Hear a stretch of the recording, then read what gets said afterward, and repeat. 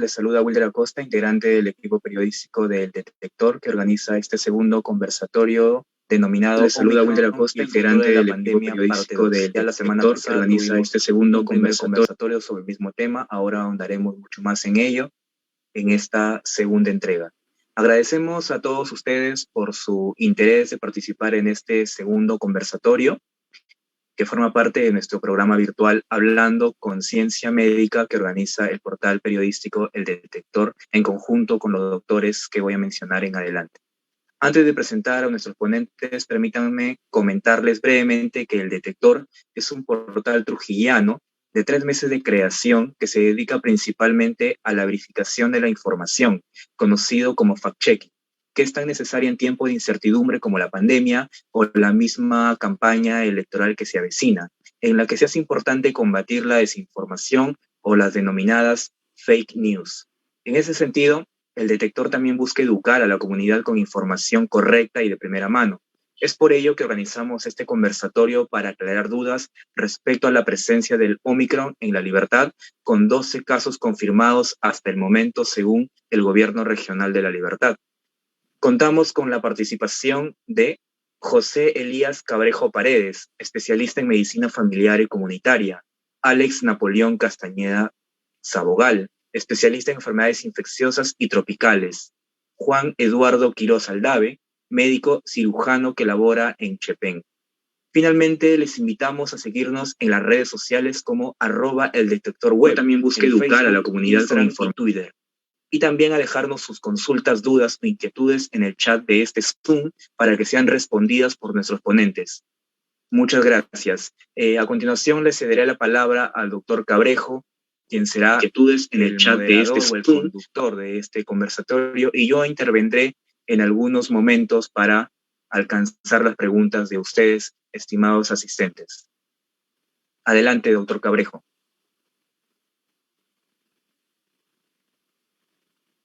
El audio, por favor, Natalia.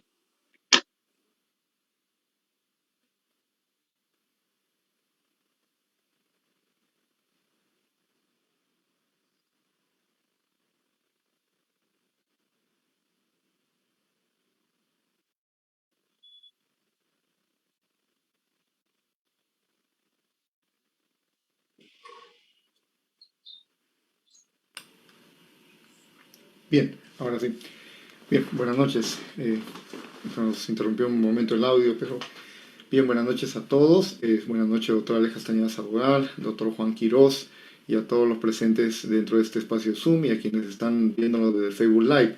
Reiterar nuestro reconocimiento que estamos acá justamente por nuestra presencia como médicos, sin ningún tipo de conflicto de interés, ni representando a ninguna institución, ni a ningún gremio, ni a ninguna organización. Tan solo nos representamos a nosotros mismos como médicos y profesionales, tratando de cumplir la mística médica de compartir la mejor evidencia para poder resolver las dudas y problemas que se presentan por esta pandemia. Sabemos ahora que la prevalencia de Omicron en La Libertad está cada vez siendo más alta, más de 50% que la última vez, y nos enfrentamos siempre a esas dudas, pero no solamente es Omicron, de todas maneras tenemos otras variantes en el camino. Voy a dar el uso de la palabra al doctor Alex Castañeda para su presentación esta noche y luego al doctor Juan Quiroz. Doctor Alex Castañeda, buenas noches, maestro. Buenas noches con todos, buenas noches Pepe, buenas noches Juan, qué gusto volvernos a encontrar en este espacio que me parece muy importante dada la coyuntura que venimos viendo y con la experiencia de 2 olas en las cuales se ha batallado duro tratando de buscar la mejor evidencia de los hechos para poder ilustrar con ciencia a la colectividad. Muy feliz de estar con todos ustedes y poder conversar aspectos definidos y referidos a esta pandemia y otros que puedan surgir como propuestas alternativas e ideas que puedan llegar a nuestras autoridades locales y, por qué no decir, nacionales, a fin de poder aportar un granito de arena en la lucha contra esta pandemia del siglo XXI. Juan. Todos, es un gusto realmente poder estar aquí con ustedes, poder compartir un poco más acerca de la enfermedad, conocer cómo poder manejar adecuadamente y sobre todo cómo evitar sufrir daños por errores que pues pudieran ser evitados. Gracias, Juan. Muchas gracias, Alex. Y bien, pueden hacer sus preguntas a través del chat. Igual nos van a alcanzar algunas preguntas a través del detector.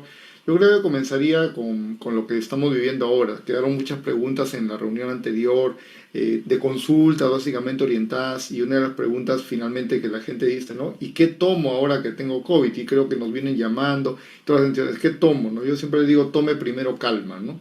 Tome calma y lógicamente tome los consejos de un buen médico que lo sepa monitorizar, porque más allá de medicamentos, esta es una enfermedad viral. Si bien es cierto, no en todo se comporta de la misma manera, en la gran mayoría estamos viendo que aparecen casos leves, algunos moderados, pero hay raras excepciones que sí se están dando también de algunos casos severos, muchas veces por automedicaciones irracionales.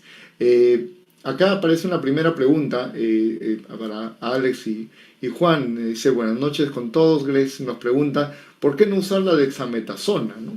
De repente, ¿por qué no usarla y cuándo usarla? Alex, adelante. Bueno, eso está más que probado. Vamos al estudio Solidarity. Uno de los brazos estuvo en Perú, por si acaso. Un esfuerzo mundial, ¿no? 64 centros tratando de buscar en el año 2020 la mejor forma de poder combatir la COVID. Y hubieron grupos de pacientes muy graves en UCI, grupos de pacientes graves, hospitalizados, grupos de pacientes leves y moderados, grupos de pacientes incluso asintomáticos. El resultado, para hacerlo redonda la idea, solo sirve en pacientes con requerimiento de oxígeno que están en UCI o a puertas de entrar a UCI. Hay parámetros para ello, evidentemente, y eso significa uso hospitalario, no uso en comunidad, no uso en domicilio, no uso ambulatorio. ¿Cuánto es lo que ayudó en ese caso?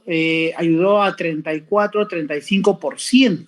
En otras palabras, hubo beneficio en esa población de pacientes graves. Y más bien hubo deterioro en los pacientes que recibieron dexametasona o se vio que se recibió dexametasona en las formas leves o asintomáticos, incluso con mortalidad. Moraleja, no usar dexametasona entonces en escenario ambulatorio, en domicilio, en pacientes que no tienen requerimiento de oxígeno de alto flujo. Eso es contundente, el estudio Solidarity lo demuestra y muchos otros más. Y si queremos ir un poquito más allá, existe una revisión sistemática muy buena con metaanálisis actualizada, es lo que se conoce como los Living Systematic Review, las revisiones sistemáticas que se actualizan cada 3, 6 meses, dadas por OMS, muy bonitas publicaciones, pues, son abiertas, se pueden encontrar en internet, donde se ve el impacto que tiene dexametasona y cada vez hay más estudios que lo corroboran, solo en pacientes graves, no en paciente leve o en paciente asintomático o en paciente que no tiene requerimiento de oxígeno, porque en ellos sí ocurre la llegada a unidades de cuidados intensivos. Gracias, Alex. Juan, ¿qué dices? ¿Cómo está la consulta de las ricas dexametasonas, ¿no? Y estamos haciendo un esfuerzo tremendo realmente por llevar este pequeño conocimiento a todas las personas posibles. Mis pacientes que están aquí presentes lo saben. El uso de dexametasona, como comentaba el doctor Alex, en esta última revisión sistemática con metaanálisis ha mostrado que en las personas que tienen COVID leve, moderado y que usan dexametasona en los primeros 7 días de la enfermedad, eleva su riesgo de morir hasta un 74%. O sea, es buenísimo. En las personas que tienen COVID severo, con requerimiento de oxígeno, obviamente, ¿no? Pues hay un beneficio, sí, pero es un beneficio pequeño, no es tampoco un gran beneficio.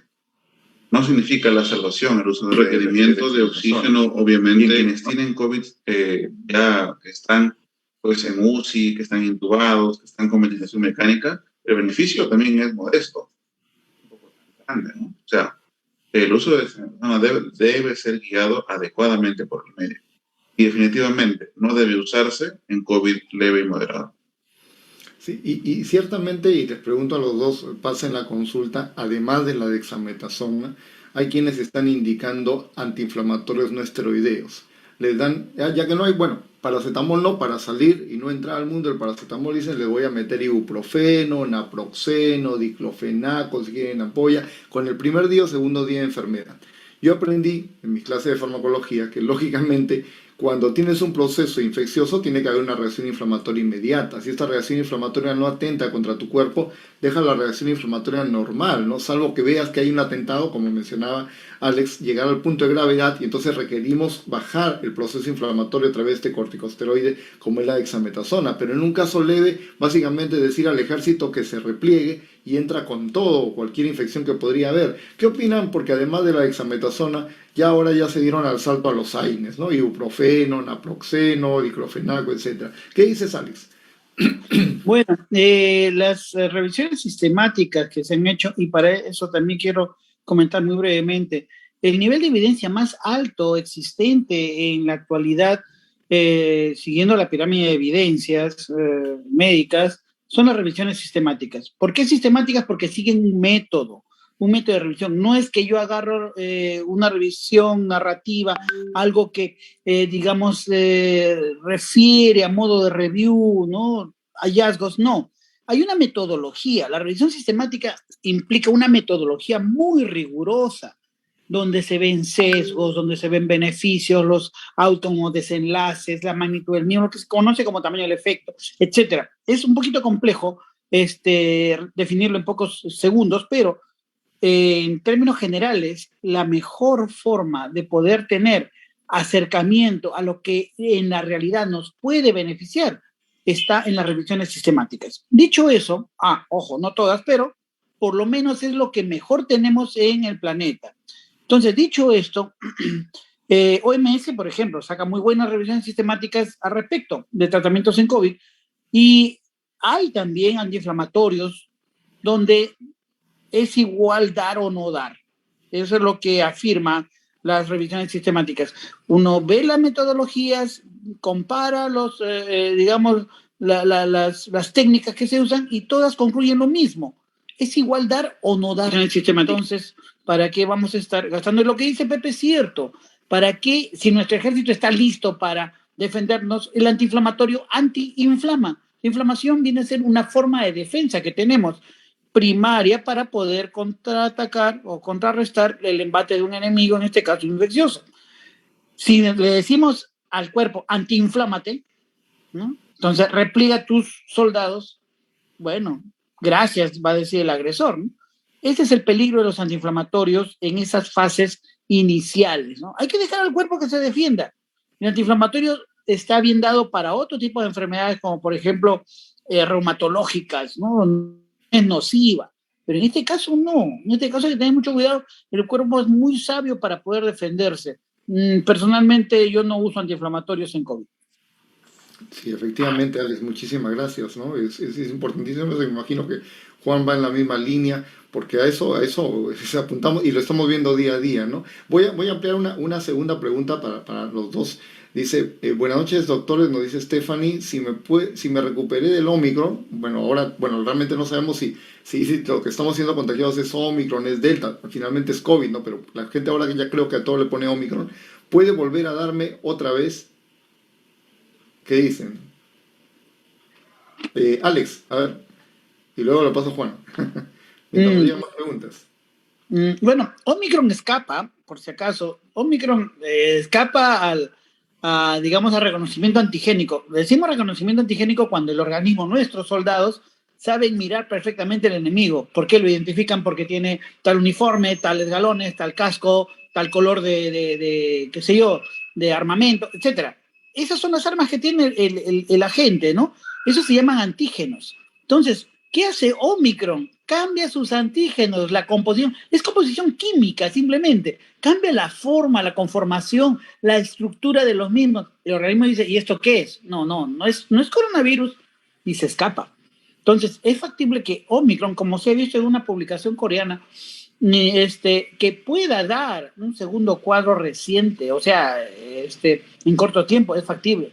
Que pueda ser responsable, como vieron los australianos, de segundas olas o después de un cuadro reciente por Delta, por decir, aparece Omicron. Cualquiera diría, pero si ya tiene inmunización natural contra un SARS-CoV-2, sí, pero este de acá escapa. Esa es de repente, la característica primigenia de Omicron, ¿no? Que ayuda a escapar. Pero si gana en reproductividad, si gana en transmisibilidad, pierde en letalidad, gracias a Dios. Pero sí podría dar. Juan nos contaba que tenía algunos casitos probables de reinfecciones por ahí. ¿Qué nos cuenta de tu experiencia, Juan? Tenía unos cuantos casitos de reinfección, no tengo un montón. Y lo cierto es que esta variante alta las defensas que ya tenemos, ¿no? Entonces, genera bastantes reinfecciones. En la ola pasada, en la segunda ola, de hecho, no vi ningún caso de reinfección. Estoy seguro que ha habido, pero personalmente no he visto ninguno. En esta ya pasé de 50, creo. Un montón. Muchos de los casos que estamos viendo son personas que están con infecciones y probablemente sea por Omicron, ¿no? Entonces, y otra cosita que sacar de esto, de lo que comentaba el Alex, es que se modifican un poco los antígenos que expresan esta variante Omicron, y esta es la razón por la cual las pruebas de antígenos no siempre logran detectarlos, pueden ser negativas. Por eso es tan importante que nosotros como médicos manejemos el caso del paciente con cautela, ¿no? O sea, una persona que está con síntomas, lo más probable es que tenga COVID. A veces se dice, tiene COVID hasta no demostrar lo contrario, pero a veces no hay forma realmente de demostrar lo contrario, no es, simplemente es, tiene una persona síntomas, entonces hay que manejarla pensando en la posibilidad de que tenga COVID, pero si es que hay alguna otra cosa que salga de lo habitual, de lo clásico, podemos tomar algunas otras posibilidades, pero siempre teniendo en mente, puede que tenga COVID, entonces, evitamos dexametasona. Tratemos de hacer un monitoreo adecuado para detectar en caso se vaya a complicar, que no es tan común ahora, pero puede suceder. Correcto. Lo que comentamos, sí, algo que creo que quería comentar, doctor. No, sí está muy bien, sino que no, se me cortó un poco acá. No, sí, continúa, termina. Otra cosa al respecto de lo que comentábamos antes sobre los antiinflamatorios no esteroideos, ibuprofeno, naproxeno, ketorolaco, diclofenaco, etcétera, se utilizan en algunas ocasiones, ¿no? Por el malestar de la garganta, por el malestar de la cintura. Bueno, en realidad puede utilizarse paracetamol con tanta suficiencia, pero, en fin. Lo cierto es que estos medicamentos sí, además del hecho de que, pues, por ser antiinflamatorios, van a limitar la respuesta del cuerpo contra la infección, es importante tener en cuenta sus contraindicaciones. Muchas veces se receta naproxeno y ibuprofeno a personas hipertensas, hay personas que tienen problemas renales, hay personas que tienen asma. Entonces, debemos tener en cuenta esas contraindicaciones y, bueno, en el caso que vayamos a utilizar un antiinflamatorio no esteroideo, tener muy en cuenta el tipo de persona, la edad, sufre de hipertensión, de diabetes, cómo está su función renal, es asmático, no, tiene gastritis peor porque esa persona va a estar con vómitos, con náuseas, con dolor de estómago, no va a poder comer, peor de lo que está por el COVID. O sea, es importante tener en cuenta todos los medicamentos que vamos a indicar y, sobre todo, verificar cada uno qué potenciales efectos adversos y qué potenciales interacciones podrían tener. Y eso es complejo para nosotros. Entonces, otro mensaje de esto es no automedicarnos, ¿no? Porque si para nosotros es complejo, es mucho peor para una persona que no conoce de los medicamentos, incluyendo a las personas que trabajan en las farmacias, que no siempre son químicos farmacéuticos. Claro. Interesante porque miren, 7 años en la medicina, 3 de especialidad y experiencia para recetar paracetamol, ¿no? La gente dirá, oye, qué médicos, ¿no? Y realmente no se entiende de que para indicar un medicamento hay que tener muchos criterios, como lo has mencionado Juan y lo menciona Ale justamente. Y hablando del tema de paracetamol, pues ahora parece que hasta creo que el hecho solamente de mencionarlo ha hecho que las farmacias suban de precio, le pongan nombres éticos, entre comillas, le pongan otro nombre, ya no se llama paracetamol, no sé qué nombre le han puesto. Y eso es malo, porque también se puede bajar la temperatura por medios físicos, ¿no? Además, va a depender de muchas cosas. Y en eso siempre he visto últimamente que dicen, ya, ¿para qué dijiste paracetamol? Alguien por ahí compra el paracetamol antigripal, ¿no? Que, o sea, que además tiene pseudoefedrina, o sea, no sé quién le metió eso porque dice antigripal.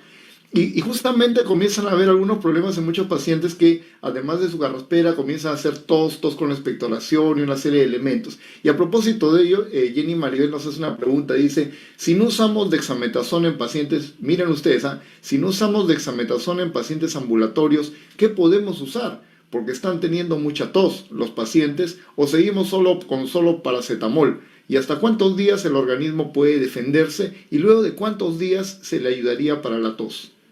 A ver, Juancito, comenzamos al revés contigo y luego Alex. Un síntoma de COVID, un síntoma producido por COVID. No está siempre presente, pero en algunas personas pues lo están, más o menos en un 60% más o menos. En la mayoría de estas personas, la tos es, pues, no es tan exigente, puede ser seca, a veces es un poco productiva, y bueno, fastidia, pero no limita las actividades. No impide comer, no impide dormir, ¿no? Entonces, en estos casos, lo más recomendable es soportarla un poco, porque la tos puede durar hasta un mes o mes y medio. Tomar líquidos tibios, hacer gárgaras, quizá ayuda. A algunos les gusta consumir un poco de miel, puede ayudar y está muy bien. Nada más. Salbutamol, no. Ese no es el mecanismo de la tos. Montelukast, no. Montelukast es para prevenir el futuro, no para manejo agudo. Dexametasona, no es para la tos. Ibuprofeno, no es para la tos. ¿Qué usamos para la tos? En esos casos no usamos nada. Dejemos que el cuerpo solito vaya eliminándola, porque no es una tos que sea, pues, limitante, ¿no? Pero si es una tos que es muy exigente, que la persona no le deja comer, no le deja dormir, no le deja ni hablar tranquilo, podemos utilizar medicamentos para suprimir la tos, empezando siempre por los más suaves, como el estomatoxano. Podemos pasar a otros como el Tosarbrón o Respibrón, que es lo mismo. En algunos casos tenemos que usar incluso codeína, sea en ampolla, o sea en pastillas o en jarabe, porque a veces la tos ya es demasiado exigente. Siempre verificando que la tos sea una tos simplemente de la que es inducida por COVID y no una tos profisigmática. Hay personas que están con el asma encima con la crisis y uno sigue dándole solamente antioxígeno y no, pues no tenemos que aliviar el problema bronquial que además puede estar, además aparte del COVID. ¿No? Y sobre todo recordar que la receta médica no es una receta de cocina que le di el año pasado y cómo me fue bien con su receta, doctor, o cómo le fue bien a mi vecina. O sea, cada paciente es un mundo. ¿Qué dices, Alex, en tu experiencia de los pacientes con tos, que vienen con tos por esto del COVID? Sí, mire, muy de acuerdo con Juan, es lo mismo que hago. Siempre yo les aconsejo a los pacientes, la tos va a pasar, que va a demorar, no va a morir por la tos, pero uno tiene que saber el punto correcto para decidir si tengo que usar o no tengo que usar algún antitussígeno. Número uno, les comento y les digo a los pacientes, vean la frecuencia. Miren en una hora cuántas veces tienen accesos de tos. Conforme pasan los días se va espaciando, entonces no necesitamos mayor cosa. Ese es un patrón en el cual se observa en COVID. Ojo, que con este Omicron que tiene, digamos, una preferencia por tracto respiratorio alto, menos por tracto respiratorio bajo, me refiero a pulmón, más sobre tráquea y bronquios, entonces vamos a tener ese tipo de tos casi irritativa, como la que tiene el fumador, más o menos así, ¿no? Pero la característica es que conforme pasan los días, al segundo o tercer día, la tos ya se va espaciando. Y ahí una buena técnica es esa, ver en una hora más o menos cuántos accesos de tos hay. El otro parámetro, en la noche, ¿puede descansar usted? No puede descansar. ¿Concilia el sueño o no puede dormir por la tos porque está despertándose a cada momento o no puede conciliarlo por la tos? Esos parámetros, por lo menos esos dos, ayudan mucho a tomar una decisión. Usar antitussígeno o usar una forma de parar la tos, ¿no? Y como muy bien lo ha dicho Juan, ¿no? Yo empiezo también con dextrometorfano, ¿no? Con dextrometorfano van muy bien los pacientes cuando sobrepasa ese hecho de, doctor, estoy conversando, estoy con la tos constantemente. Bueno, dextrometorfano y pasa, yo diría en un 85% de las veces va muy, pero muy bien, ¿no? Ya serán pocos los casos, especialmente niños, que tengamos que usar codeína, ¿no? Codeína para poder calmar, amenguar la tos. En los niños va de repente un poquito mejor que en los adultos este detalle, pero como dije, parámetros objetivos, no es el que me parece que, no. Contar cuántos accesos de tos tienen una hora, contar y ver si en la noche puede, no puede descansar, puede dormir, no puede dormir por acceso de tos. Entonces, esas cositas sí ayudan a tomar decisiones. Cierto, ¿no? Y al final yo Claro, igual les digo, líquidos tibios, su agua de manzanilla, que es un buen antiinflamatorio natural, va bien. Y si en todo caso, pues lógicamente hay alguna situación comprometedora y particular, ya lo evaluamos desde el punto de vista médico, ¿no? Es importantísimo. Acá hay una pregunta desde el Facebook. Carmen Takari nos pregunta, buenas noches, doctor. ¿El Reprimano Febrax puede usar una persona hipertensa? ¿Qué dice Juancito? Como comentábamos hace un momento, ¿no? En personas hipertensas es ideal evitar algunos medicamentos. Por ejemplo, Febrax contiene naproxeno. Entonces, mejor evitarlo. Si en algún momento hay que usarlo, bueno, será con mucha cautela, ¿no? Pero mejor evitarlo porque puede, número uno, causar elevaciones en la presión y número dos, contribuye al daño renal que ya la presión está ejerciendo. Reprimán en general es metamizol en general, así se puede usar. No, no, no es eso. O sea, ah, Alex, sí, muy buena. Alex Sunila Rojas pregunta, buenas noches doctores, ¿es cierto que una persona que tuvo COVID puede volver a reinfectarse o puede presentar una inmunidad por tiempo? Hay dos estudios grandes que se hicieron el año pasado sobre inmunidad, la cantidad de anticuerpos que hay de manera natural. Y más, es controversial, ¿eh? Porque también los orientales, los chinos, sacaron otro.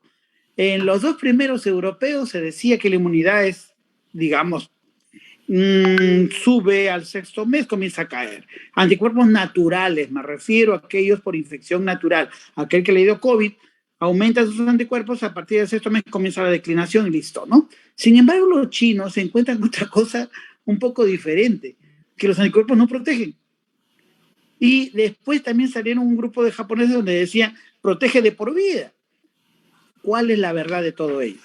Lo que sucede es que no se contempló en esos estudios la naturaleza de las variantes. Esto de acá ha venido a verse y a conocerse un poco más en los últimos 4 meses, ¿no? Donde se observa la complejidad de este virus, de SARS-CoV-2, para cambiar esas cositas que le decía al inicio, llamados antígenos, que son los que le dan la particularidad al virus para ser reconocidos, conocidos y reconocidos por nuestro sistema inmune, a fin de crear anticuerpos dirigidos contra esos antígenos.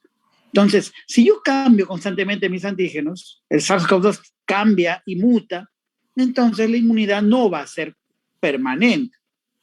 Los estudios iniciales solo se hacían con 2 variantes o 3 variantes, las que habían en ese momento. Ahora que tenemos un montón de variantes, ya cambia la cosa. A las finales, vamos a terminar casi como influenza. Hay un muy hermoso artículo salido en el British Medical Journal sobre las lecciones que debemos aprender para COVID a partir de influenza. Porque el modelo influenza se está, si uno lo ve, es muy parecido a lo que estamos teniendo, que probablemente vayamos a ir hacia las vacunaciones anuales, como se hace en influenza.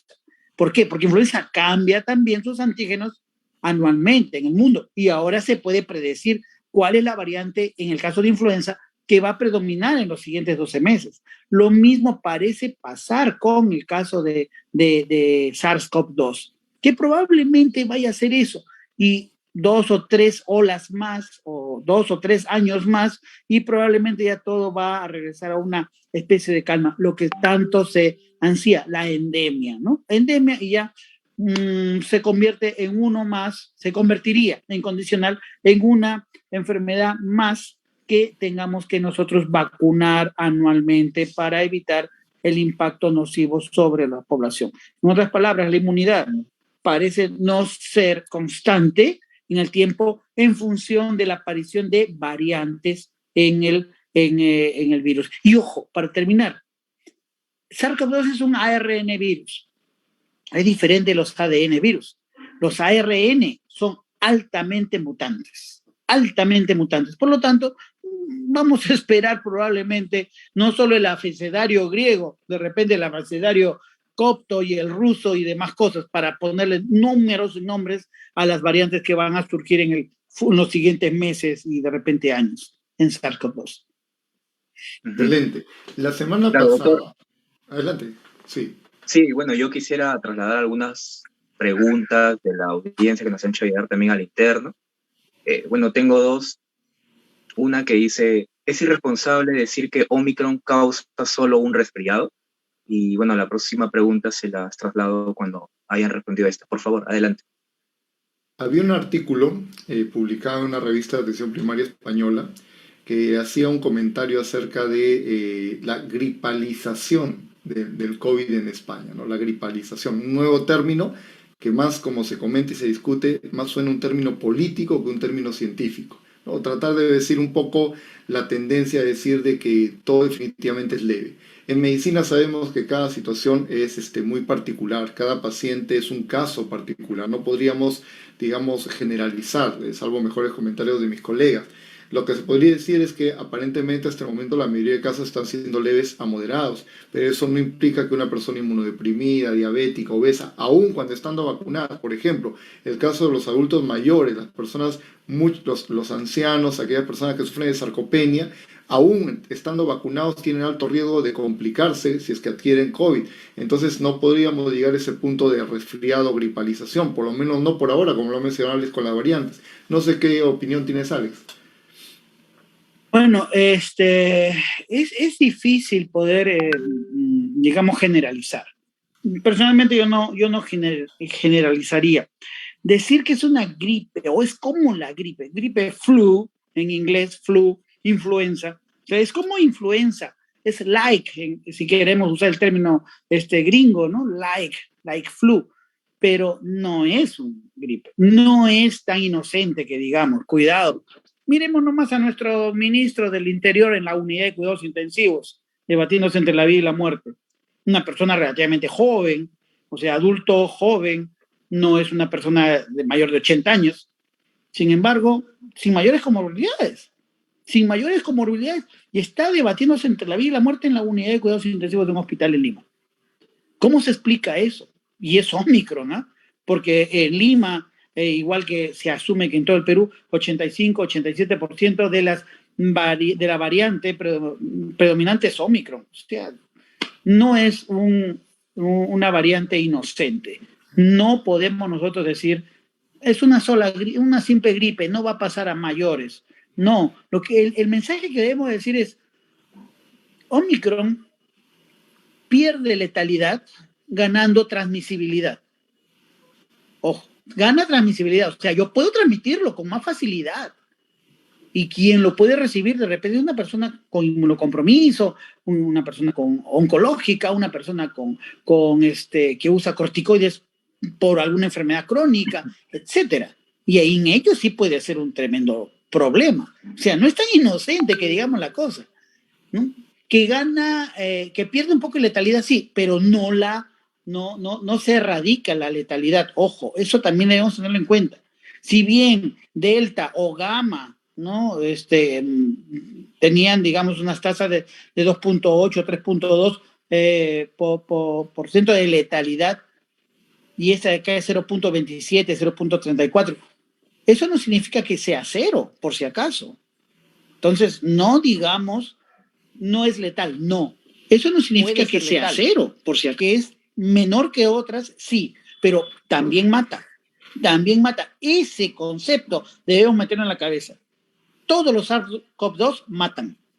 Unos más, otros menos. Unos son más expertos matando y otros menos expertos, por así llamarlo, si los comparamos con delincuentes, ¿no? Y unos se transmiten más, otros se transmiten menos. Omicron se transmite mucho, mata menos, pero no deja de matar.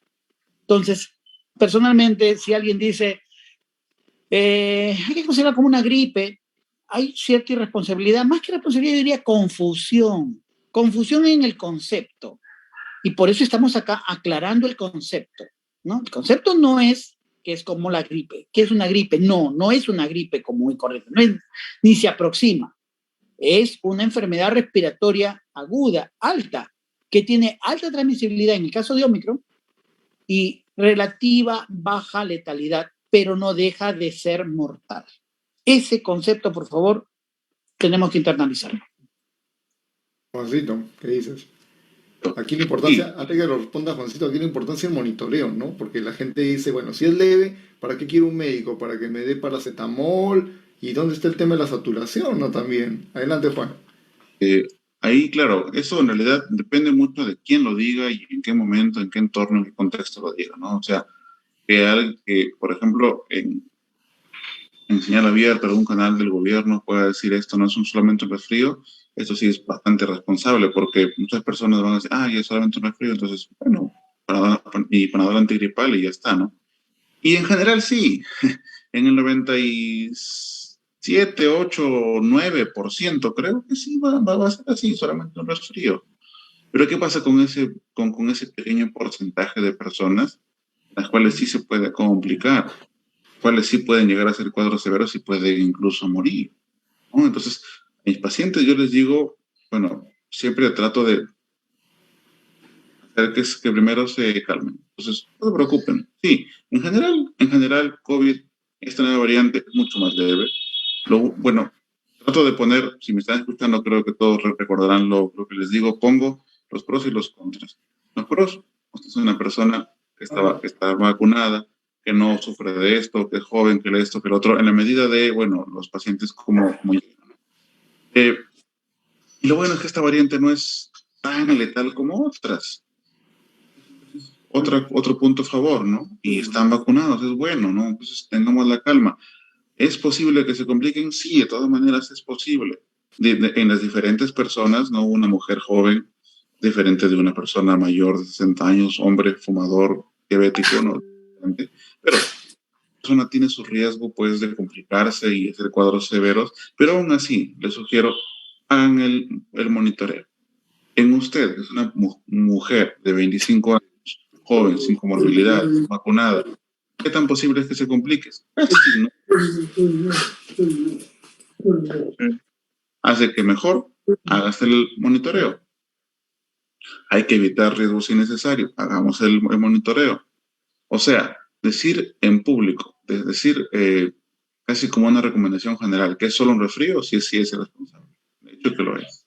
Porque no es solo un resfrío. Hay personas que se complican. Y si antes, por ejemplo, se morían 600, ahora van a morir 20, 25. Es mucho menor. 20, 30 veces menor. Pero son 25 familias en las cuales va a morir alguien. Entonces, definitivamente, tenemos que hacer el monitoreo, tenemos que cuidarnos, tenemos que evitar contagiarnos, que es lo ideal, y evitar usar medicamentos que vayan a hacernos daño. Gracias. Adelante, Wilder, porque tenemos preguntas acá y acá. Adelante, Wilder. Sí, bueno, desde el Facebook nos pregunta Tony Chávez. Aquí les transmito una inquietud de muchos pacientes. Muchos de ellos apenas ven una lectura de oxímetro menor a 93 y quieren ir corriendo al hospital. ¿Qué consejo les dan para el uso de oxímetro en casa y qué les parece lo que les estoy comentando? Interesante. Bueno, yo siempre les enseño primero a usar bien el oxímetro. O sea, una mano fría, una tomada de oximetría, pulsoximetría en un minuto, o sea, menos de un minuto, o sea, le pone lo primero que sale y se desesperan. Por lo menos yo siempre les aconsejo primero tener las manos tibiecitas, colocarse con tranquilidad y dejar por lo menos entre 1 a 3 minutos el oxímetro de pulso para esperar que se estabilice y le dé la medida correspondiente. Si le saliese 93, le digo que espere unos 5 o 10 minutos más y vuelva a tomarse, si es posible, otro dedito. Y ya, si lógicamente las medidas son menos de 95, muy permanentemente, ya pues durante 3 medidas, definitivamente ya pienso que hay una baja de saturación. No sé cuáles serían sus recomendaciones, Juan, tú que los tienes ahí, igual Alex. Bueno, igual, en las recetas en la hoja de indicaciones que les alcanzo un cuadrito para que puedan ir anotando su temperatura, para que puedan ir anotando su saturación 4 veces al día. Y además, encima de ese cuadrito les pongo una notita resaltada en la cual les explico cómo deben hacerlo correctamente. Porque nadie pues nace sabiendo cómo hacerlo, ¿no? Entonces les explico, sí, la manita debe estar caliente, deben estar sentados, no acostados, sentados, tranquilos, con los pies en el piso, poner el pulso oxímetro en el dedo índice o medio de la mano debe estar encima de una mesa o encima de la pierna, esperar unos 60 segundos para efectuar la medición. Una vez que ven que el numerito ya está, vemos que hay unos detallitos más, ¿no? Pero cuando el numerito ya está, pues, más o menos estable, a ver cómo está.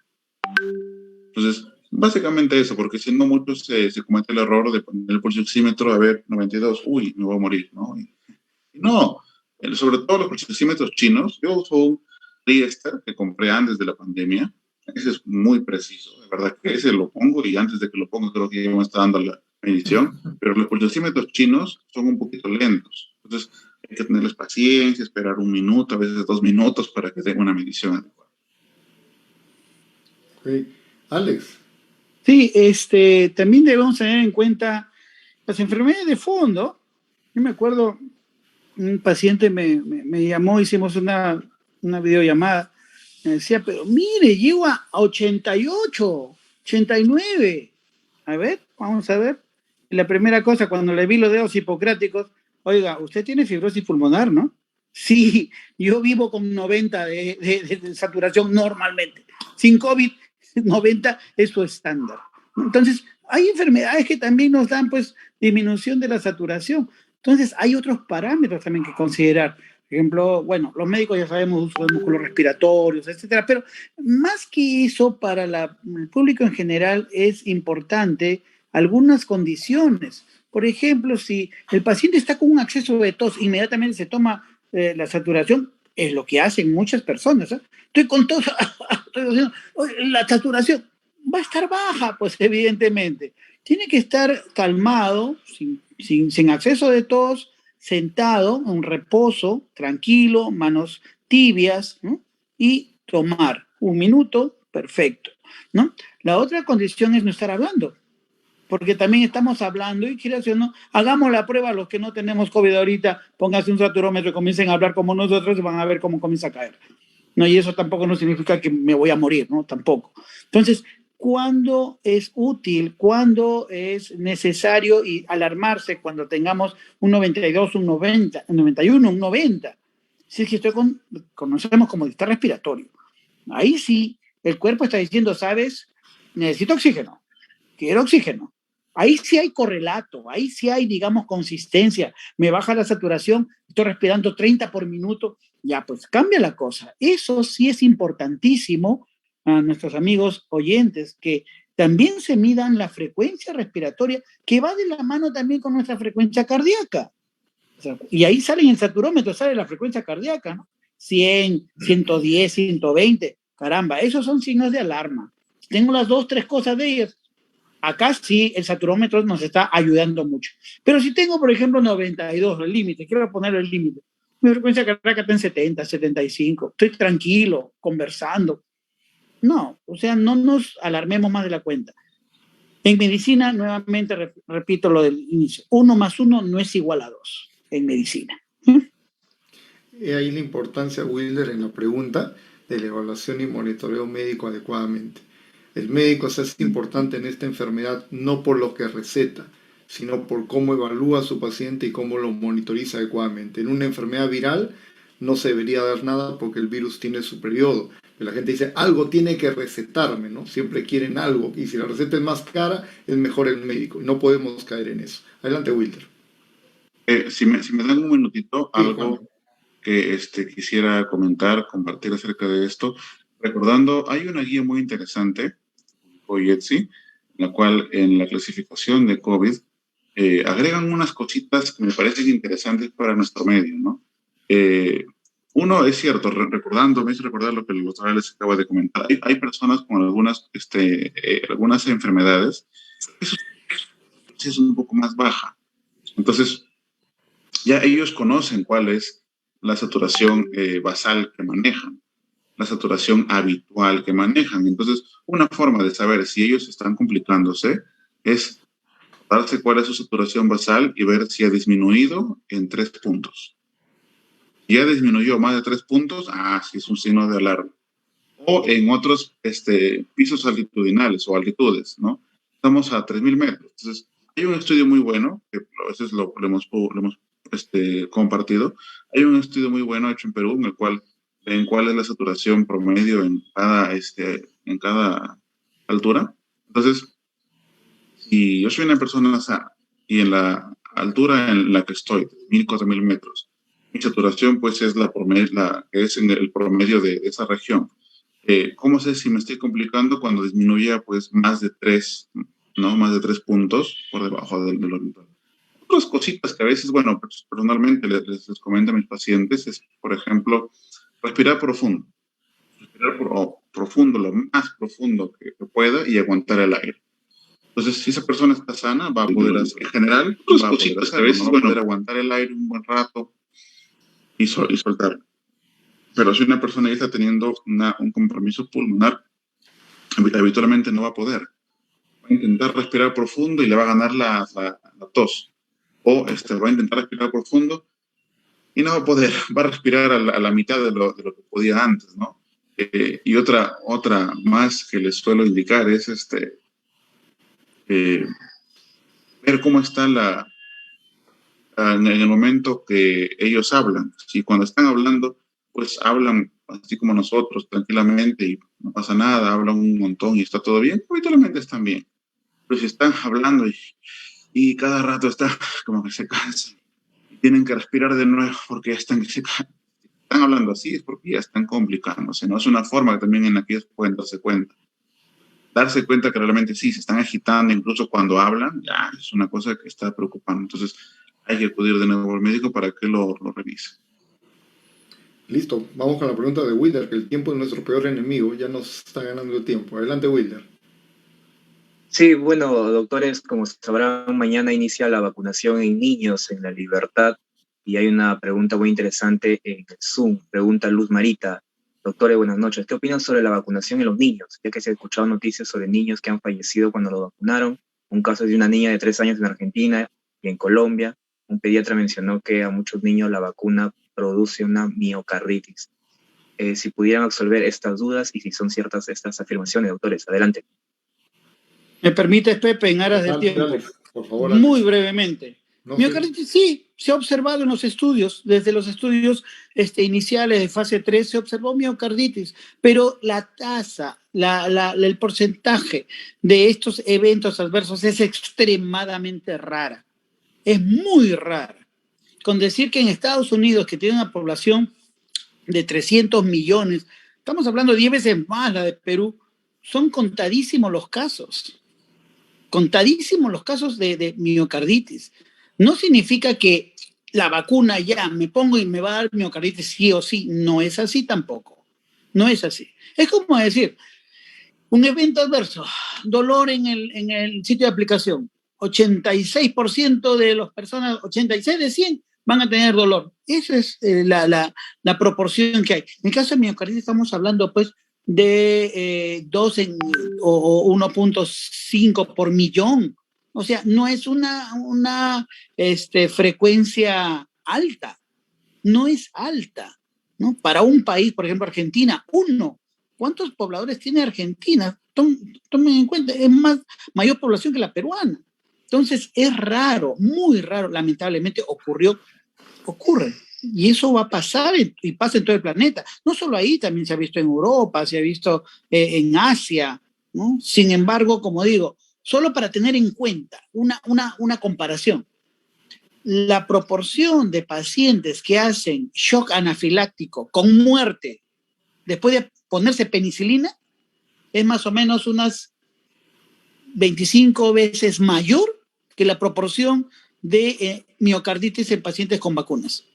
Con eso ya les dije todo. O sea, es más peligroso ponerse penicilina, si uno quiere compararlo, ¿no? De esta manera, ¿no? Evidentemente también los riesgos de penicilina son bajos. Imagínense lo otro, miocarditis es extremadamente baja. Y si uno quiere hacer algo coloquial, es más fácil sacarse la tinca 3 veces seguidas, en 3 semanas diferentes, que tener miocarditis. Al menos para una población como la peruana, que tiene una población de 32 millones de habitantes, probablemente vaya a haber un caso. Pongamos 2, no va a haber más, segurísimo. No va a haber más por las proporciones que se han observado en los estudios de fase 3 y lo que se viene observando en los estudios de fase 4. No es un evento frecuente. Por lo tanto, no podemos satanizar a la vacuna y decir, no, produce miocarditis, no hay que vacunar a nadie. No es así. ¿no? Indiscutiblemente no es así. Todos los medicamentos, los fármacos, las moléculas tienen eventos adversos, algunos que pueden ser hasta mortales, y los tomamos como si nada, y nadie se preocupa por eso, ¿no? Entonces, reparemos que la proporción de miocarditis es extremadamente baja, que no debería preocuparnos más de la cuenta. Además, para que haya un evento tipo miocarditis, hay señales clínicas que uno las puede reconocer tranquilamente y se manejan. Los casos que han fallecido no tuvieron manejo médico a tiempo. Los casos en Estados Unidos de miocarditis han tenido manejo médico y no han fallecido.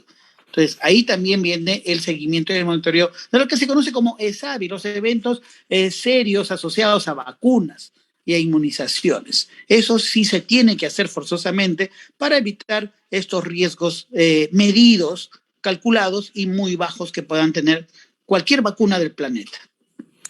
Es importante agregar a ello, y lo voy a mirar desde el aspecto de salud pública, porque claro, alguien podría decir, está esa evidencia, y frente a ello, pues lógicamente yo podría sacarme la tinca y a mí ocurrirle a mi hijo, y mi hijo es más valioso, o así sea uno, pero es valioso. Pero hay que entender una cosa, en toda aplicación terapéutica, vacuna y todo, lo primero, siempre hay una consideración de riesgo-beneficio, ¿no? O sea, ¿qué tanto es mayor el beneficio que el riesgo? Justamente cuando se entra al tema de vacuna infantil, la prioridad fundamental, tanto en Estados Unidos como acá, y Alex me puede aclarar, es aquellos niños con comorbilidades que tengan alto riesgo de poderse complicar, ¿no? En algún momento cuando hacíamos un simposio hace un tiempo acerca del tema de la varicela, quiénes debían vacunarse, quiénes no, y que se hizo todo una parafernalia el tema de la varicela.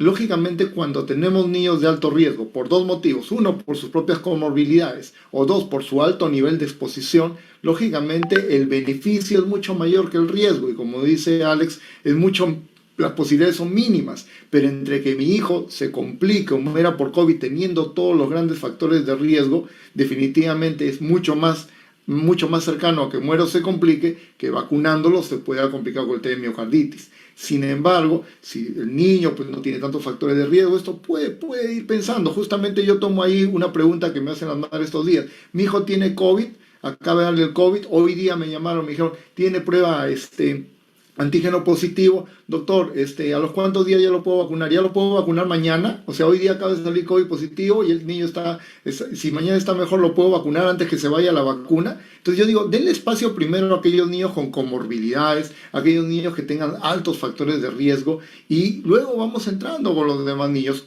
El riesgo es cierto, es mínimo, pero hay que considerar el mayor beneficio que van a tener estos niños, sobre todo aquellos que tienen altos factores de riesgo. No sé si por ahí estamos, ¿cómo lo ves tú, Alex, no?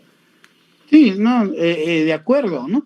De acuerdo, porque a la cabeza tenemos que proteger a los más susceptibles de poder tener complicaciones serias hasta llegar a UCI y Dios no quiera la muerte por COVID. Ese es el punto que debería, personalmente pienso, una vacunación masiva a niños debería haberse hecho por etapas hasta acabar aquellos que tienen más chance de ser golpeados por COVID. No todos son así.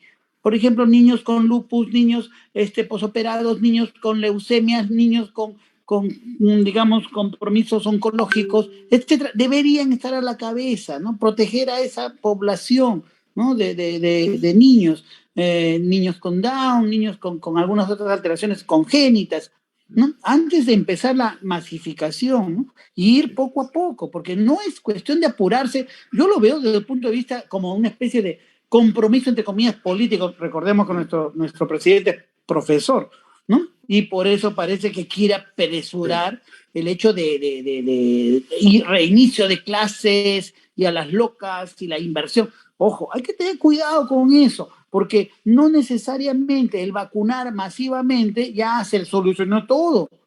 Va a venir más variantes y nuevamente vamos a tener el problema. Se van a tener que cerrar otra vez los aforos de los colegios, demás cosas. O sea, hay que razonar un poco en función del escenario que se viene dando. El escenario es muy cambiante, es muy dinámico y a eso tenemos que precisar. Resumiendo, primero, niños con gran probabilidad de ser golpeados severamente, aquellos con comorbilidades importantes.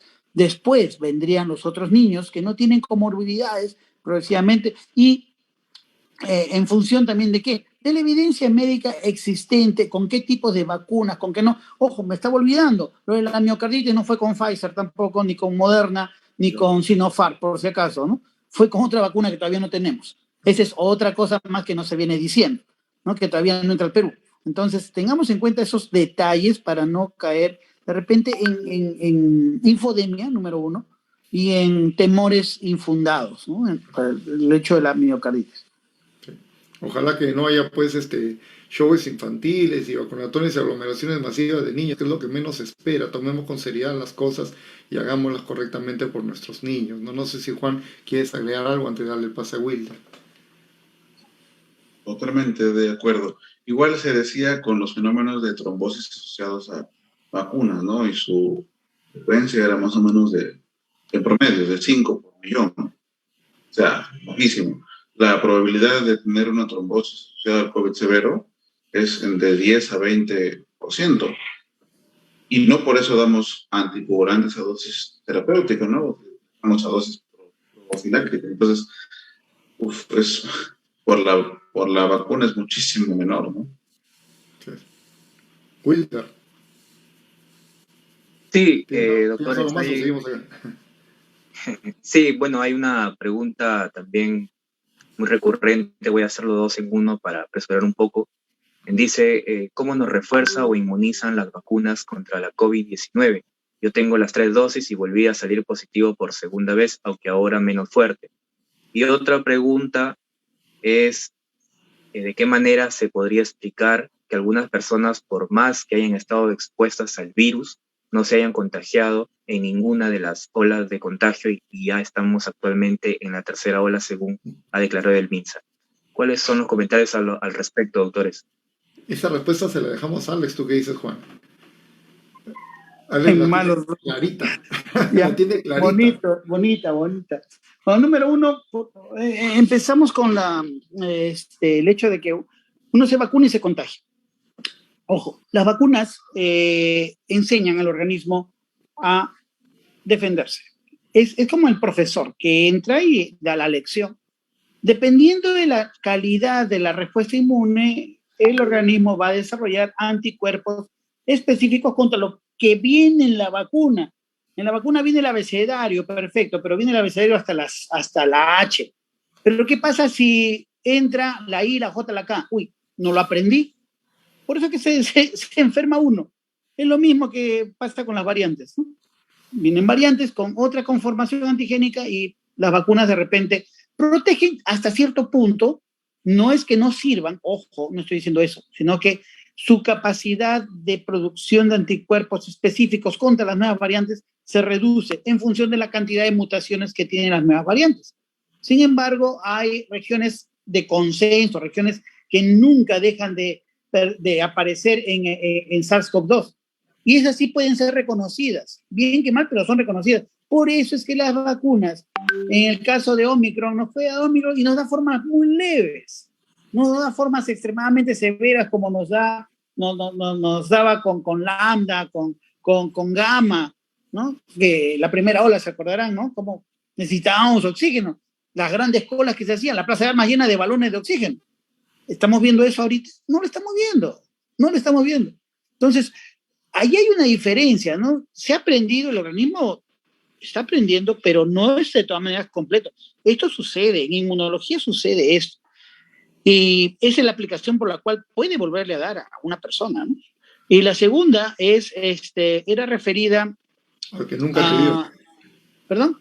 Al que dicen que nunca le dio. Desde que comenzó la pandemia hasta ahora, nunca se enfermó de COVID. Al revés, nunca le dio y habrá sido asintomático de repente. No lo sabemos.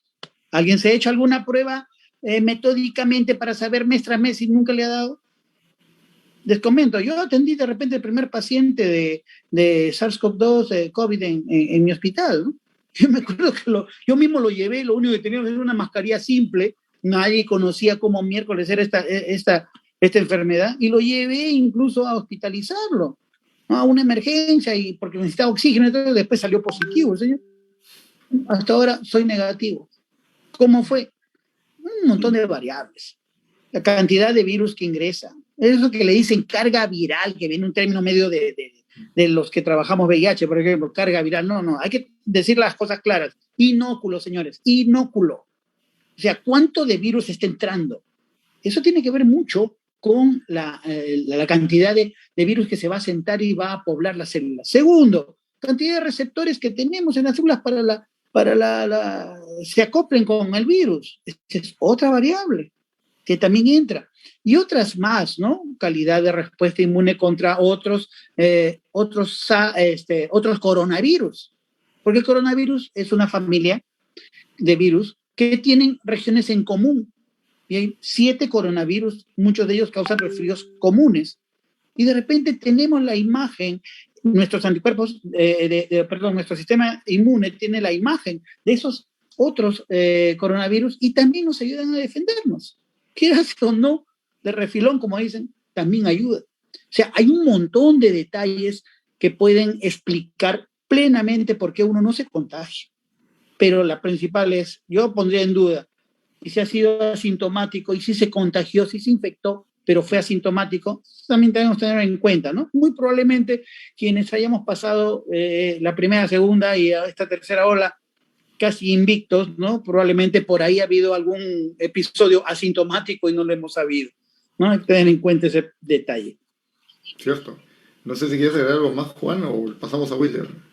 Bueno, a todo lo que el doctor acaba de comentar, factores en cuanto a lo que es la cantidad de inóculos, la cantidad de virus que está llegando hasta los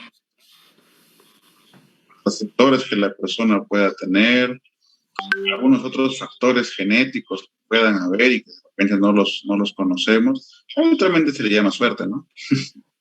La persona, pues, suerte, ¿no? Nunca se llegó a contagiar. ¿Por qué? ¿Por qué será? Pero nunca se llegó a contagiar. O de repente sí, fue sintomático, igual, o suerte, ¿no? O solamente tuvo una rasperita y un dolor de espalda que no le dio importancia y fue un caso leve, pero fue leve y no se dio cuenta. Lo estaban vacunando de poquitos. Sí, exacto. Muy bien. Wilder. Sí, bueno, doctores, a raíz de que hoy en día están proliferando mucho los casos de COVID, sean o no Omicron, surge una pregunta para las personas que pasan el COVID en sus casas, y se lo comentaba anteriormente al doctor Quirós, respecto a los utensilios, platos que uno usa, el paciente con COVID, y luego pues quizás no los deseche o se olvide de lavarlos. En estos utensilios o en estas vajillas se puede quedar el virus y que puede contagiar a los familiares o a las personas que usen estas vajillas o se exponga o los manipule en todo caso. ¿Cuáles serían las respuestas, doctores? Es interesante. Una persona cuando enferma, importante es el aislamiento por la aerosolización, que es algo que se deja pasar muy de alto, ¿no? O sea, el tema de los aerosoles. El tema de la permanencia en los utensilios, creo que Alex fue el primero que nos daba la alerta de lo que sí y de lo que no, Alex, con las revisiones. Claro, hay que tener en cuenta que el virus se contagia de persona a persona, número uno, ¿no? Por lo tanto, los virus son, entre comillas, parásitos que para tener viabilidad, ojo, no son formas de vida, a veces está vivo, no, el virus no es una forma de vida, porque no cumple con las 4 reglas de la vida. Los seres vivos nacen, crecen, se reproducen y mueren. Acá no hay nacimiento, por si acaso. El virus no nace, no crece, no puede crecer. Menos se reproduce, se replica, pero no se reproduce. O sea, para la reproducción necesita intercambio genético, no hay eso, ¿no? Y no, bueno, muere, no, se degrada, se destruye, porque son formas químicas. El virus no es vida, pero necesita una célula viva, una célula nuestra viva, para poder cumplir sus mecanismos de replicación. En ese sentido, hay muchos estudios que han demostrado, por ejemplo, que en el suelo no se va a transmitir, ¿no? Por eso es que, ¿se acuerdan la primera hora? Es que no sabíamos qué pasaba, ¿no? Los pediluvios, meterle su cloro, se ensuciaba el pantalón, se ponía blanco, ¿no? La patita de los perros, la patita de los perros. a ti de los perros que llevan a la casa. No, eso no pasa, no sucede, ¿no? Ya se ha visto que se necesita forzosamente transmisión a través de células, ¿no? Que queden. Una cosa es, por ejemplo, tomar el mismo vaso, me parece que sí podría transmitirse, no sé qué dirás, Juan, yo creo que eso sí, no estoy tosiendo y de repente se queda algo de saliva, en fin, toma salud y me contagio. Pero otra cosa es, por ejemplo, un utensilio, un tenedor, ¿no? Y que quedó el tenedor ahí y después no, yo no lo lavo porque con COVID, no, que lo lave él. No, así no se va a contagiar. Esta no es la manera, ¿no? Igual el plato. Lo higiénico, evidentemente, para cualquier condición, no solo para COVID, es comer en su propio plato, pues también, ¿no? Eso es higiene. Son normas básicas que nos enseñaban de higiene. Entonces, concedemos simplemente eso, lavado de manos, cada uno con sus utensilios, pero no por el hecho del COVID, sino por higiene normal, regular, ante cualquier condición, ¿no? No se contagia por esa ruta. El contagio es de persona a persona a través de aerosoles. Cuando hablamos, estamos transmitiendo, no lo vemos, pero si pusiéramos una cámara con oscura, donde se pone luz polarizada, vamos a ver cómo sale partículas de gotículas, ¿no? Se observa. Y ahí es donde hay células microscópicas, y ahí es donde podría haber vida. Esa es la manera. Así es. Correcto. Sí, claro. Juan, ¿quieres agregar algo más antes de pasar a la pregunta a Wilder? Cuando hola, no, bueno, no recuerdo bien si fue pandemia, ¿no? De influenza en el 2009, 2010, había estaba en la academia, a ingresar a la universidad y recuerdo que había un video que me gustaba bastante, en el cual se explicaba la transmisión de la influenza. Una persona que estaba tomando de un vaso lo dejaba y llegaba otro que tomaba en el mismo vaso y no. O sea, sí, hay algunas formas, pues ya es muy evidente que podría contagiarse a través de un... También depende mucho de qué cantidad de virus haya en esa salinita que haya quedado ahí, ¿no? Porque está entrando en contacto directamente con la mucosa oral y podría llegar a la vía respiratoria. Bueno, podría, es un montón de podrías, ¿no? Pero definitivamente la principal ruta de contagio es la vía respiratoria. O sea, por hablar, toser, estornudar, como decía una ministra una vez, por respirar, ¿no? Pero supongo que sí era correcto, creo que el contexto no fue más adecuado. Pero sí, o sea, la vía de contagio. Entonces, lo principal es que la persona que está con síntomas o que está contagiada, etcétera, use bien su mascarilla para que pueda evitar contagiar. Y los que están sanos, las demás personas, pues usar también bien la mascarilla, especialmente la KN95 o la N95, para evitar contagiarse. El resto tiene un impacto mucho menor, no sé, no es, no hay que dejarlos al 100%, pero tiene un impacto muchísimo menor. Sí, gracias, Juan. Nos quedan 8 minutos exactamente. A ver, Wilder. Sí, bueno, ya la última pregunta, en todo caso, doctores, sería la pregunta en el Zoom de Juan Carlos Amok. ¿Sería correcto que la tercera dosis sea con una vacuna heterogénea, porque no sería homogénea como en otros esquemas de vacunación? Y su pregunta también es, ¿después de una infección o reinfección se puede vacunar en cuánto tiempo? Según Pfizer y la normativa, después de 15 días, 3 o 6 meses como en Europa. Adelante, doctores. Gracias. Alex. Menuda pregunta, porque se ha hecho ese estudio se ha hecho, vacunación homogénea, vacunación heterogénea. En otras palabras, empiezo con Sinopharm y termino refuerzo con Pfizer, o empiezo con Sinopharm y termino con Sinopharm. Eso se ha hecho.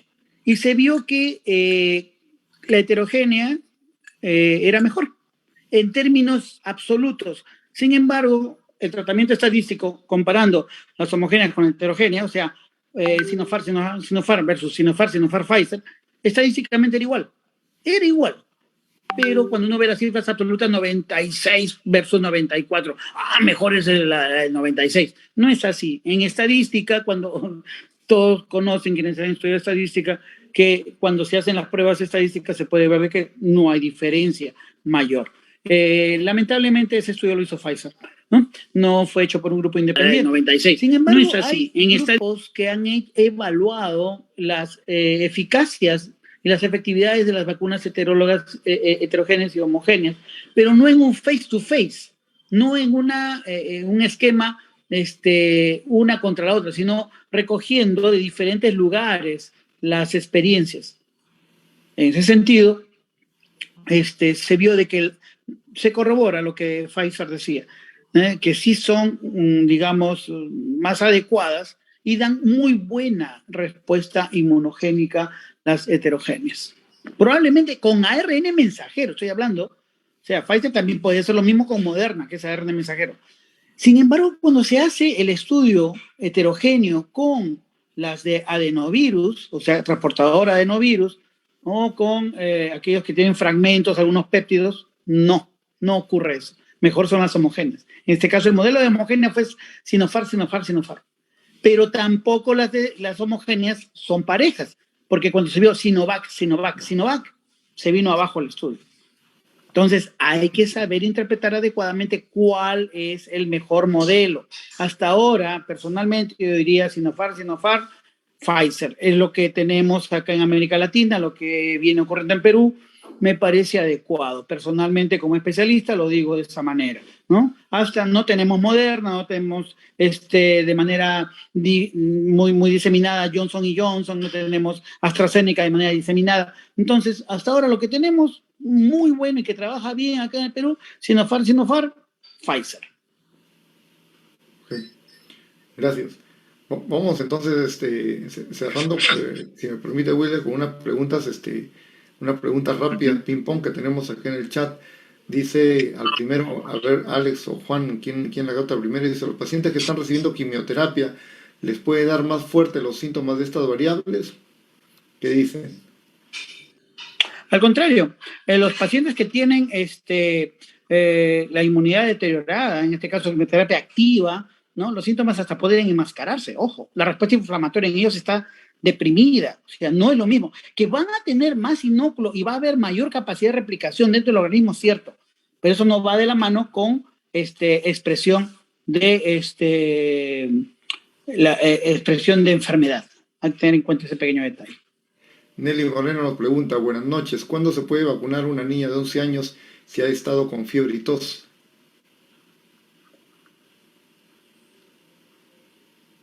¿Cuándo se puede vacunar a una niña de 11 años si ha estado con fiebre y tos? Porque no se hace una antigénica, hay que ver el tiempo en el cual ha estado con fiebre y tos, si está dentro de los primeros 7 días, una antigénica y nos sacamos de dudas. Porque si ha tenido y es COVID, entonces mi consejo después de 3 meses. Después de 3 meses podría vacunarse, ¿no? Y eso es lo que mucha gente pregunta, ¿no? Ahí me preguntan, están con COVID, prueba antigénica positiva y ya quieren vacunarlo mañana. Y les han dicho que sí, normal, que se vacunen. Yo digo, y siempre priorizar a los niños con comorbilidades, sigo pensando, pero bueno. Acá dice, tuve un familiar contagiado de COVID-19 y ya recayó 3 veces, dice. ¿Qué se puede hacer en esos casos? ¿Puede siempre contagiar? Habría que ver si realmente ha sido COVID-19 de las otras. Si es que ha sido, pongamos, vamos a poner el beneficio de la duda, ¿no? Porque yo sí dudaría que, bueno, 3 veces, he visto 2 veces, sí, pero 3 veces no lo he visto. Sin embargo, habría que evaluar otras cosas, ¿eh? Ya no tanto el virus, sino la condición de uno. Debe tener alguna cosa intrínseca, tal vez genética, ¿no? Que habría que evaluar con más profundidad para saber si uno es susceptible a infecciones virales, como sucede, por ejemplo, los pacientes que les da herpes. Ustedes han visto, todos hemos visto herpes todos los meses, por ejemplo. Condiciones innatas que a veces uno tiene para que ocurran esos eventos. Habría que de repente es algo parecido. Dice por acá, doctor, mi hijo está con gripe todavía, ya tiene 8 días, pero tose casi nada, le doy bastante agua tibia, estará bien, y luego se irá quitando esa gripe, y después, ¿qué pasa? La gripe, después que pasa la gripe, ¿cuánto tiempo tiene que pasar para vacunarse, ya que él no tiene ninguna vacuna? Correcto, lo que está haciendo está muy bien. Darle bastante líquidos, algunos le gusta usar miel, está muy bien. Quieren usar su del estro, está bien. Si la tos no es limitante, puede seguir como lo está haciendo. En cuanto a lo que es la vacuna, lo que dijo el doctor Alex, ¿no? La recomendación sería esperar un mes. Claro. Aquí hay otra pregunta que nos puedes ayudar, Juan. Dice, mi papá está con fiebre hace 4 días y tiene una voz muy ronca. Le recomendé que se saque la prueba. ¿Estaría bien recomendándolo? Algo más acerca, pero perdón, doctor, lo anterior, pues ahora las restricciones también que se están poniendo un poquito acerca de las vacunas, a veces obligan o motivan al menos a acelerar un poco pues la vacunación, ¿no? Pero definitivamente es otro tema, un tema más. En cuanto a lo que es esta última pregunta, sí, si tiene esos síntomas, sí, sería prudente hacer una prueba, se considera. Yo, si lo tuviera adelante, lo manejaría como COVID, independientemente de la prueba. Si tiene prueba de COVID, prueba de antígenos positiva, se confirma la infección. Pero si la prueba es negativa, con los síntomas que tiene, podría manejarlo con la posibilidad de que sea COVID. Ahora, la disfonía es un síntoma que estamos observando bastante en esta ola, ¿no? Por la misma afectación de la vía respiratoria superior. Ujú. Acá dice, bueno, buenas noches, excelente conversatorio, nos dice, felicidades. Y la consulta, después de cuántos días de diagnóstico por examen de laboratorio positivo, tanto prueba de antígeno y molecular, después de cuántos días debe volver a realizarse la prueba de antígeno y molecular para efectos de aceptación por parte de recursos humanos del centro de labores? Gracias, la respuesta, ¿no? Mujer de 38 años que se vacunó con 3 dosis. ¿Se sacan Eso pruebas de depende control? depende mucho de cuánto lea los recursos humanos de esa institución, ¿no? Sí. Definitivo, ¿no, Alex? Tú les pedirías prueba de control para darle de alta al paciente y decir que ya no No, tiene. no le pediría, no le pediría. Sabiendo ahora, ya llevamos 2 años de pandemia, pues, Claro. ya lo estamos conociendo, conocemos ahora al enemigo. Antes no, bueno, sí se asumía, tómate una nueva porque no sabemos si vas a seguir contagiando, pero ya sabemos perfectamente cómo es el ciclo de vida y los tiempos, ¿no? O sea, no necesitaríamos más. Hay recomendación a una pequeña charlita de recursos humanos, me parece que sería más provechoso que saber el tiempo, ¿no? Pero lamentablemente no hay nada al respecto. Cuidado con lo que dicen a veces Minsa, todavía a veces algunos tienen algunos conceptos desfasados. Sí. Y eso sí me preocupa mucho, que haya gente que ponga esas normatividades confundiendo más a las personas. No debería tomarse. Es más, Center for Disease Control dice no se requiere. Bien claro lo dice, no se requiere. Pasados 10 días, 14 días, ya no se requiere. Entonces, si los grandes expertos mundiales lo dicen, nosotros qué somos para recomendar lo contrario. Sí, gracias. Yo Si más me bien permiten, ahora. Adelante, hay Juan. se publicaron algunas recomendaciones en cuanto a la salida del aislamiento un poquito antes de los 10 días, ¿no? Con prueba de antígenos, prueba molecular negativa. Bueno, estamos en un entorno que se llama entorno con recursos limitados. Entonces, no tenemos a disposición todo eso para poderlo hacer. Entonces, lo recomendable es que en una persona que tiene COVID leve o moderado, el tiempo de aislamiento sea de 10 días y punto. Una vez que acaba esos 10 días, ya no va a contagiar. No hay necesidad de hacer otra prueba para determinar si contagia o no, porque sabemos que ya no va a contagiar. Grandes estudios mundiales con cultivos virales han demostrado que el virus ya no va a estar presente vivo, digamos así, en la vía respiratoria después de los 10 días. O sea, ya no hay forma de que contagie. No hay necesidad absolutamente de hacer ninguna prueba, ni molecular ni antígeno. Bien, yo creo que ya para cerrar y darle la palabra a Wilder, agradecemos a todos, creo que el mensaje es bastante claro, tomar las cosas con calma, dejarse llevar adecuadamente por un buen monitoreo médico. Es una enfermedad viral que no requiere algún tratamiento específico de antibióticos, una serie de cosas que muchas veces, cada caso es muy particularizado, cada caso es muy especial, no podemos generalizar, no se pueden hablar de recetas de cocina. Y realmente, claro, el tiempo se hace corto a pesar del gran trabajo del doctor Castañeda, del otro Juan Quirós, y quien habla durante todo el día agotados en ello, pero tratando de brindar algunas respuestas a la comunidad a través de este programa El Detector. Yo quiero agradecer a mis colegas, a mi maestro el doctor Alex Castañeda Sabogal, un excelente infectólogo en toda la región norte y a nivel nacional, a Juan Quirós, exalumno mío y ahora un gran profesional que desarrolla el campo de la medicina basada en evidencia en Chepén y que tiene una guía, dos guías realmente publicadas, una guía a través del Colegio Médico y otra guía que ha desarrollado para el pueblo en Chepén y el espacio que nos da el detector. De verdad, muchísimas gracias. No sé si Alex quisiera saber algo más o Juan algo más para cerrar este programa.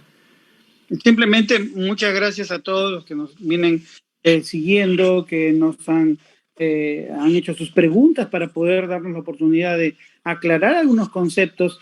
Quienes, ya Pepe lo dijo, quienes estamos acá, no venimos más que con la única intención de educar, con la única intención de enseñar lo poco o mucho que podamos saber al respecto, y que tenemos la firme vocación de seguir luchando contra el COVID, luchando contra la infodemia, luchando contra toda la gente que a veces de manera tal vez ingenua o de repente no es profesamente quiera hacer daño, ¿no? Con información equivocada, tergiversada y confundiendo a la población.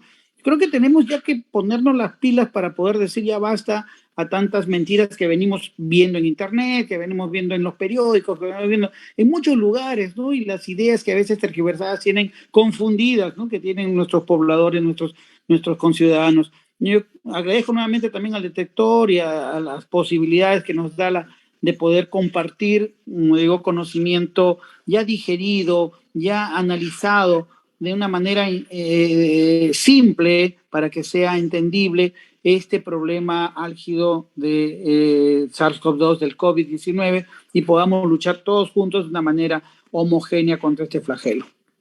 Gracias. Juan, tu audio.